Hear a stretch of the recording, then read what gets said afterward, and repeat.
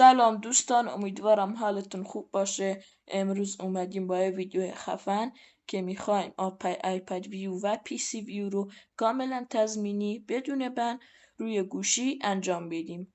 اولین کاری که میایم چیه؟ میگیم که انجام میدیم چیه؟ میایم روی تنظیمات، پنجره شناور رو سرچ میکنیم. توی تنظیمات پنجره شناور اینجا میاد، میزنیم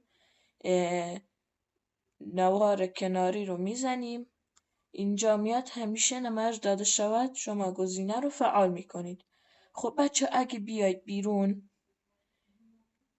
وارد DNS تون میشید، DNS تون رو روشن میکنید، اینجوری میکنید گوشیتون رو برعکس کنید، اینجوری این پنجره های شناوره اینجوری بزنید، روی پابجی موبایل بزنید.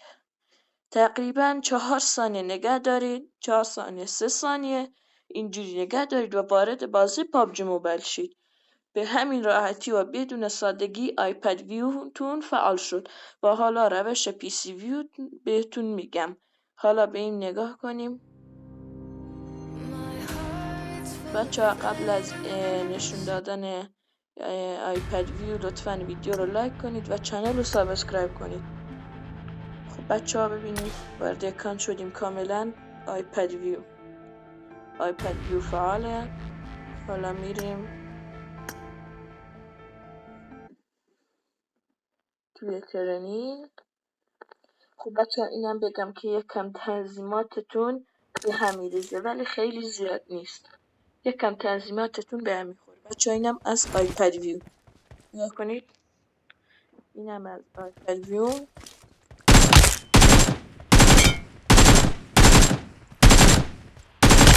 ولی دوست از این پابجی بیاید بیرون، مثلا اینجوری دستتون بخوره بیاید دوباره اینجا، آیپد ویوتون خیلی فعال میشه.